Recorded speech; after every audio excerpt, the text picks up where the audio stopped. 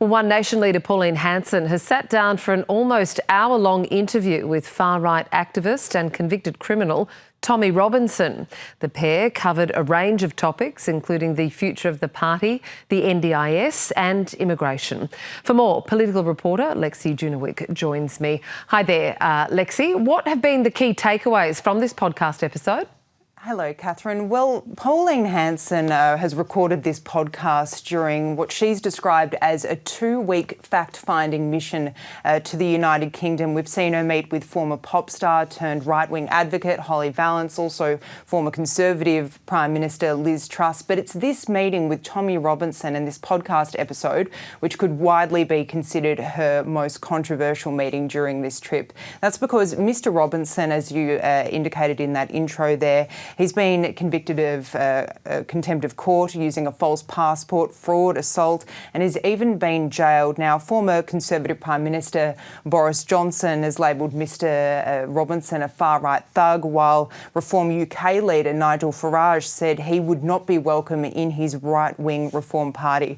This podcast released this morning between Senator Hanson and also Tommy Robinson is nearly an hour long. They cover a range of topics, including the NDIS and immigration. If we start with the immigration, Pauline Hanson, she blames during this podcast the end of the White Australia policy, which of course was formally dismantled by the Whitlam government in 1973, as the start of Australia's what she's described as migration issues. The pair then go on to discuss the National Disability Insurance Scheme. Pauline Hanson says during this particular segment that there are a range of people ripping off the scheme. She says a lot of them are from Muslim areas, but she acknowledges that, in her words, there are a lot of Aussies too that are ripping off the scheme. Health Minister Mark Butler has quickly responded to Pauline Hanson here, saying that he doesn't know where she got her figures from in terms of that NDIS claim.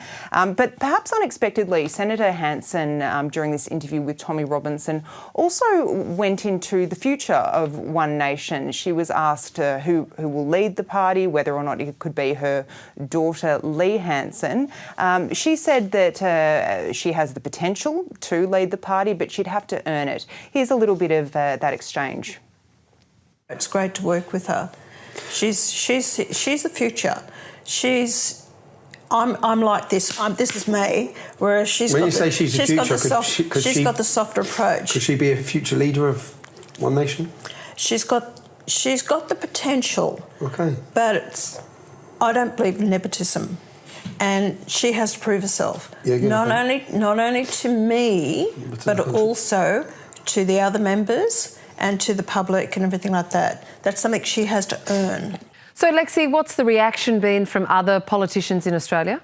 Kath, I mentioned Mark Butler before. He's also called on Senator Hanson to explain to Australians why she's decided to go on this 2-week trip to the United Kingdom. Of course, in the last couple of days, we've also seen photos of Senator Hanson with billionaire Gina Rinehart in Italy. So Mark Butler says, please explain to Pauline Hanson. And also we've seen Green Senator Sarah Hanson-Young come out incredibly strong against Senator Hanson on her appearance and also her visit to the United Kingdom. She's labelled Pauline Hanson's trip and her actions un-Australian and also appalling.